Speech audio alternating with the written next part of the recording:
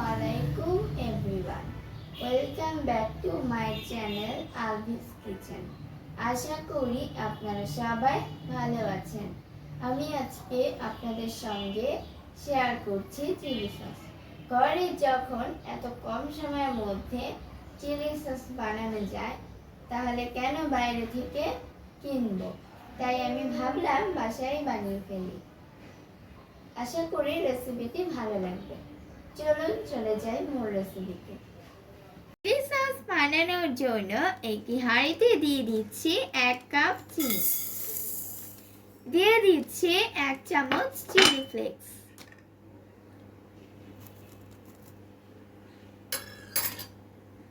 দিচ্ছি 1 চামচ মিহি কুচি করে কাঁচা রসুন, দিয়ে দিচ্ছি মিহি কুচি করে কেটে রাখা 1 চামচ আদা কুচি,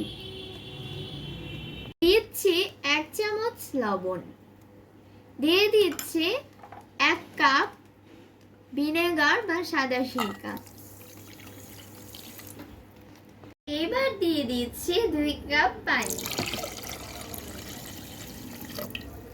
সুন্দর একটা কালার আনার জন্য আমি শুকনো মরিচ সেদ্ধ করে ব্লেন্ড করে নিয়েছি, সেখান থেকে 1 টেবিল চামচ দিয়ে দিচ্ছি।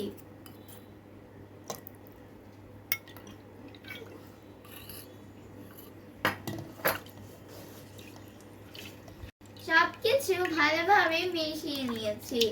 এখন আমি এটাকে চুলায় বসিয়ে দিয়েছি এবং জাল করে নিব। চিলি সসটা ফুটতে থাকুক। ততক্ষণে আমি একটি বাটিতে নিয়ে নিয়েছি 2 চামচ কর্নফ্লাওয়ার। এখন 1/2 কাপ পানি দিয়ে এটাকে গুলিয়ে নিচ্ছি।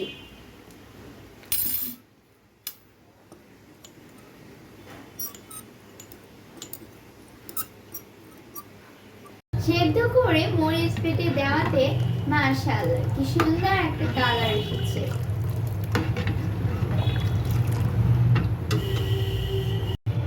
কর্নফ্লাওয়ার দিয়ে দিচ্ছি, যে কর্নফ্লাওয়ারটা গুলিয়ে রেখেছিলাম।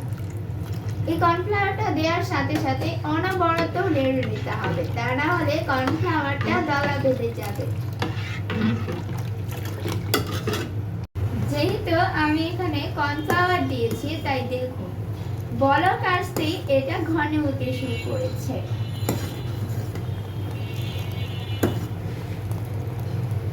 এই পর্যায়ে চুলাটা বন্ধ করে দিব। যখন এটা ঠান্ডা হয়ে যাবে তখন এটা আরো ঘন হয়ে যাবে। তৈরি হয়ে গিয়েছে চিলি সস। আশা করি এই চিলি সসের রেসিপিটি আপনাদের সহজ ও পারফেক্ট লেগেছে। যাদের এই রেসিপিটি ভালো লেগেছে তারা অবশ্যই লাইক, কমেন্টস ও শেয়ার করতে ভুলবেন না। সেই সাথে আমার চ্যানেলটি সাবস্ক্রাইব করার অনুরোধ রইল। আজকে এই পর্যন্তই, আবার দেখা হবে। সেই পর্যন্ত সবাই ভালো থাকবেন। আল্লাহ।